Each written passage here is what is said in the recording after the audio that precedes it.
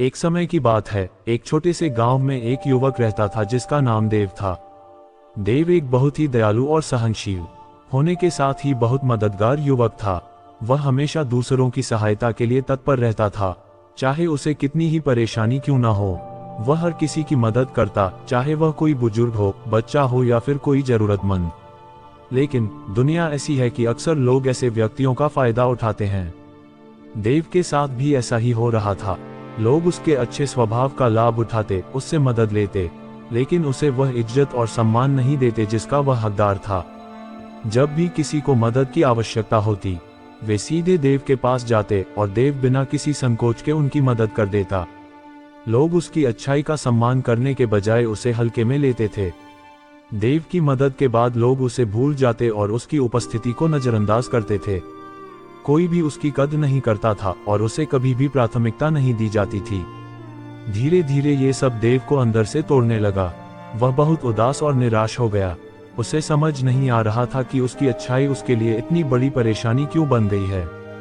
लोग उसकी अच्छाई का सम्मान करने के बजाय उसे हल्के में लेते थे। वह सोचने लगा कि वह क्यों दूसरों की मदद करता है जब उसे खुद ही कोई सम्मान नहीं मिलता। समय बीतता गया और देव की निराशा दिन प्रतिदिन बढ़ती गई। आप सभी देख रहे हैं बुद्धम शरणम गोइंग यूट्यूब चैनल। तो साथियों, एक दिन देव अपनी निराशा से उबरने के लिए गांव के बाहर जंगल की ओर निकल पड़ा। एक दिन जब देव अपने विचारों में खोया हुआ था, तभी उसकी मुलाकात एक बौद्ध भिक्षु से हुई। भिक्षु के चेहरे पर शांति और धैर्य की झलक थी। देव ने सोचा कि शायद यही व्यक्ति उसकी समस्याओं का हल बता सकता है। भिक्षु ने उसकी उदासी का कारण पूछा और देव ने उसे अपनी पूरी कहानी बताई। उसने बताया कि कैसे लोग उसकी अच्छाई का लाभ उठाते हैं और उसे वह सम्मान नहीं देते जिसका वह हकदार है। भिक्षु ने देव की बात ध्यान से सुनी और फिर उसे कुछ महत्वपूर्ण बातें सिखाने का निश्चय किया। भिक्षु ने कहा, हे बालक, जीवन में केवल दयालु और मददगार होना ही पर्याप्त नहीं है।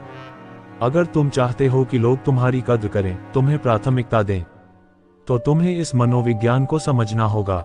मेरे द्वारा बताए तथ्यों को अपनाना होगा, जिन्हें समझकर तुम अपनी स्थिति को बदल सकते हो। भिक्षु ने देव को मनुष्य के जीवन में होने वाले मनोविज्ञान के 9 शक्तिशाली सिद्धांत बताए। भिक्षु ने कहा, सबसे पहले स्वयं का सम्मान करना चाहिए। सबसे पहले, अगर आप खुद का सम्मान नहीं करेंगे तो कोई और भी आपका सम्मान नहीं करेगा।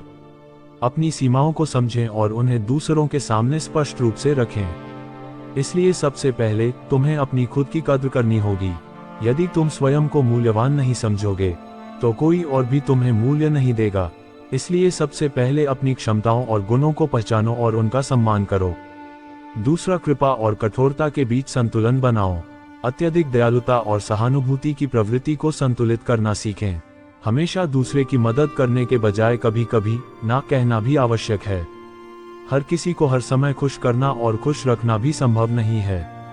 अगर कोई तुमसे बार बार मदद मांगता है तो हर बार हाँ कहने की जरूरत नहीं है। कभी कभी ना कहना भी जरूरी होता है ताकि लोग तुम्हारी सीमाओं को समझ सकें। तीसरा, अपने होने के महत्व को समझना। अपने कार्यों और उपलब्धियों की अहमियत को समझें। अगर आप खुद को महत्वपूर्ण मानेंगे, तभी दूसरों की नज़र में भी आपकी महत्ता बढ़ेगी। जीवन में हर काम जरूरी नहीं होता। जो काम तुम्हारे लिए महत्वपूर्ण है उसे प्राथमिकता दो। इससे लोग समझेंगे कि तुम्हारे समय और ऊर्जा का भी एक मूल्य है। चौथा, सदैव सबसे पहले अपने समय और संसाधनों का सम्मान करना सीखो। अपने समय और संसाधनों को ऐसे लोगों पर खर्च करें जो वास्तव में उनके काबिल हैं। जो लोग आपके समय और संसाधनों का दुरुपयोग करते हैं, उन्हें सिखाएं कि आपका समय मूल्यवान है। अपने समय का सही ढंग से प्रबंधन करो। अगर तुम हर किसी के लिए हर समय उपलब्ध रहोगे तो लोग तुम्हें गंभीरता से नहीं लेंगे। अपनी दिनचर्या और समय को समझदारी से व्यवस्थित करो। पांचवा, अपनी सीमाओं को निर्धारित करो। अपनी सीमाओं को स्पष्ट रूप से निर्धारित करो और उन्हें दूसरों के साथ साझा करो। यह न केवल तुम्हें सुरक्षित रखेगा, बल्कि दूसरों को भी तुम्हारी सीमाओं का सम्मान करने के लिए प्रेरित करेगा। जब लोग देखेंगे कि तुम अपनी जिम्मेदारियों को प्राथमिकता देते हो, तो वे तुम्हें भी महत्वपूर्ण मानने लगेंगे। अपनी सोच और कार्यों में दृढ़ रहो।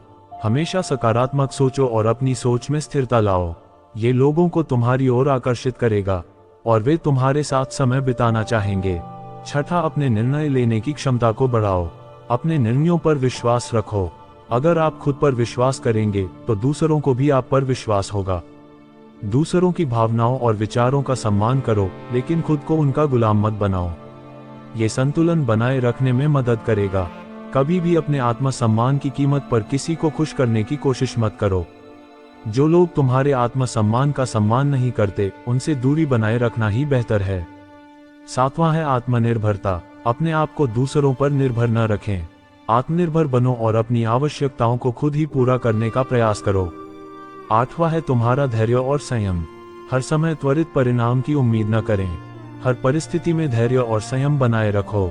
सम्मान और महत्व समय के साथ आता है, परिवर्तन एक दिन में नहीं आता। अगर तुम इन सिद्धांतों को अपनाओगे तो धीरे धीरे लोग तुम्हारी कद्र करने लगेंगे। धैर्य रखो और समय के साथ तुम्हारी स्थिति बेहतर होती जाएगी। और 9वां सिद्धांत है अपने प्रति प्रेम और कृतज्ञता का अभ्यास। प्रेम और कृतज्ञता के साथ जीवन जियो, लेकिन ये सुनिश्चित अवश्य करो कि तुम किसी के द्वारा शोषित न हो। देव ने भिक्षु की बातें ध्यान से सुनी और उन पर अमल करने का निश्चय किया। उसने अपने जीवन में धीरे धीरे इन सिद्धांतों को लागू करना शुरू कर दिया। कुछ समय बाद गांव के लोग देव के बदलते व्यवहार को नोटिस करने लगे। वे अब उसके प्रति अधिक सम्मान और ध्यान देने लगे। देव ने खुद को एक महत्वपूर्ण व्यक्ति के रूप में प्रस्तुत किया और लोगों ने उसकी महत्ता को स्वीकार किया। इन 9 सिद्धांतों ने देव की जिंदगी को बदल दिया। उसने इन 9 सिद्धांतों को अपनी जिंदगी में लागू किया और धीरे धीरे उसने देखा कि लोग उसकी कद्र करने लगे हैं। वे अब उसकी मदद की मांग करने से पहले उसकी प्राथमिकताओं और सीमाओं का सम्मान करने लगे। देव अब पहले से कहीं ज्यादा खुश और संतुष्ट था, क्योंकि उसने स्वयं की कद्र करना और लोगों से अपनी इज्जत करवाना सीख लिया था। इस वीडियो से हमें ये सीख मिलती है कि दयालुता और सहायता का मूल्य तभी होता है जब लोग हमारी असली कीमत समझें। इसलिए हमें दूसरों से सम्मान पाने से पहले स्वयं की कद्र करनी चाहिए और जीवन में मनोविज्ञान के इन सिद्धांतों को अपनाना चाहिए। देव की तरह हमें भी यह सीख मिलती है कि कैसे स्वयं का सम्मान करते हुए दूसरों का सम्मान और महत्व प्राप्त किया जा सकता है।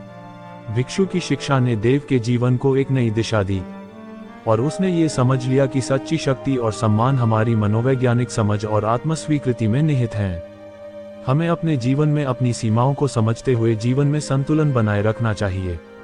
ये समझदारी हमें जीवन के हर पहलू में सफलता और सम्मान दिला सकती है। हमें भी अपने जीवन में इन तथ्यों को अपनाना चाहिए कि हम भी किसी की जिंदगी की प्राथमिकता कैसे बन सकते हैं, कैसे दूसरों से सम्मान प्राप्त कर सकते हैं, समाज में अपनी कीमत कैसे बढ़ा सकते हैं, कैसे लोगों से अपनी इज्जत करवाना सीख सकते हैं। इस वीडियो से हमें यही ज्ञान मिलता है। साथियों, ये बौद्ध कहानी इस बात का सबूत है कि मनोविज्ञान की गहराइयों को समझकर हम अपने जीवन को बेहतर बना सकते हैं। वीडियो अच्छी लगी हो तो चैनल को सब्सक्राइब करें। फिर मिलते हैं अगली वीडियो में।